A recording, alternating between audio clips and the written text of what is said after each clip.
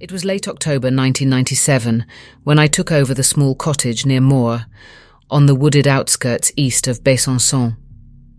I'd just turned 30, freshly separated, and needed space, physical and mental.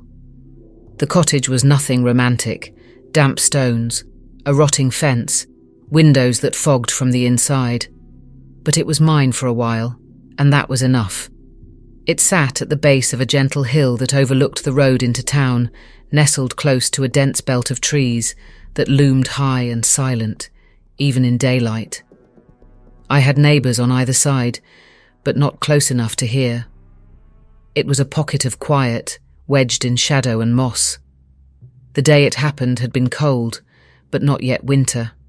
Mist clung to the grass and bushes until mid-afternoon, and by dusk, everything had the slick sheen of dew that never dried. I'd been reading in the kitchen near the radiator, ignoring the outside world. When I finally glanced up, I realised how dark it had gotten without me noticing. The fog had returned, thicker than before, rising from the forest like it was being exhaled from the earth. There were no stars, no visible moon, just soft, ambient darkness, tinged orange from the distant street lamps of the main road, blurred by the mist. I stood at the window over the sink, staring at the hedges. They bordered the back garden in an uneven row, old and brittle, grown wild from years of neglect. The branches moved gently, even though I couldn't feel wind through the open window above the sink. The hedge stood motionless a moment later. Then it moved again, not like branches shifting from wind, more like something had passed behind them. I leaned forward. Something brushed the metal of the drain below the window, a sound so soft it could have been an insect. I closed the window and locked it, not thinking much of it, just a faint spike of unease, the kind you ignore by habit. But then the power went out. No warning, no flickering, just darkness, all at once. The lights, the radiator, the hum of the fridge, all gone. A silence settled in that felt unnatural, complete. My ears strained in the absence. No cars, no insects, just nothing. I found my flashlight by memory and clicked it on. The beam cut through the dark like a blade, white and narrow. The walls seemed closer than they had a moment ago. I stepped carefully to the front of the house to check the fuse box in the hallway. I opened it, even though I knew. No breakers had tripped. Everything was in place. Still, nothing worked. Then came the knock. Not at the front door, but the back. 3 knocks. Slow, measured. The exact same rhythm you'd use to knock politely, except it didn't sound polite. It sounded calculated. I turned and aimed the flashlight toward the kitchen. The beam wavered slightly, my hand trembling. I told myself it was probably a neighbour. Maybe the power was out on the whole street. Maybe someone needed help. But I didn't move. I didn't want to go to that door. The knock hadn't come with a voice. No hello, no excuse me, no sound of movement. Just those 3 dull taps against the old wood. I took 1 step forward and heard something on the roof. Not the scraping of branches, not birds, something heavier, something walking, slowly. The roof groaned under the weight, just once, but the noise chilled me more than the knock had.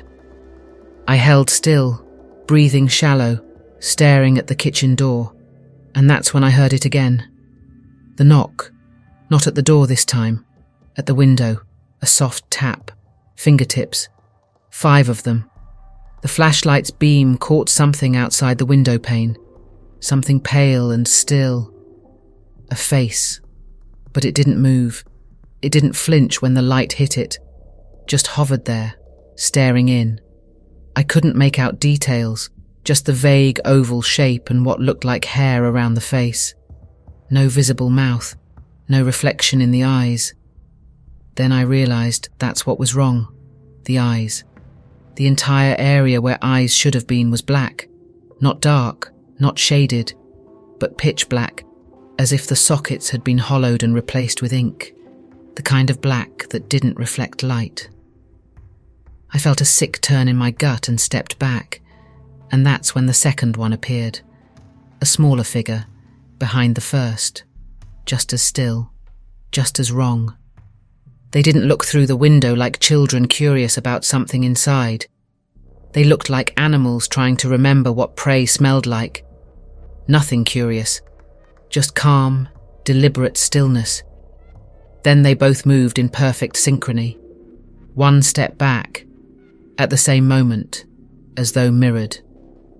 They disappeared from the window. I backed into the hallway. My phone was on the charger in the bedroom. I went there fast, not quite running, but fast. When I reached it, the screen was black. No charging icon. Dead. Then something tapped the bedroom window, not the same knock. This one was faster, urgent.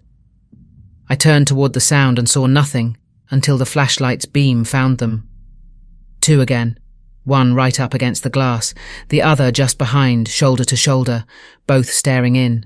No emotion, no movement. I backed out of the room, down the hallway. I went to the front door and pressed my back against it, locked, bolted. A sound came from the living room, a whisper of movement. I turned toward it and saw, through the sheer curtain, two shapes at the window. One raised a hand and pressed it slowly to the glass. That's when I noticed something. Their hands didn't look right, too long. Fingers slightly off in proportion. The kind of wrong your brain catches before you understand what you're seeing. Then they did something that shook me more than the knocking or the staring. They smiled. At the same time. Not wide, not gory. Just a slight upturn of the mouth that said, "We've found you." I backed into the corner of the hallway, crouched low. I turned off the flashlight and held my breath. The house was pitch black, but I didn't care. Seeing them made it worse. And they kept knocking, on different windows, different doors, the back door, the side wall, the bathroom window. They were circling the house. I didn't know how many of them there were anymore. It had started with 2. Now it sounded like more. I could feel them moving around me in the dark, on the other side of the walls.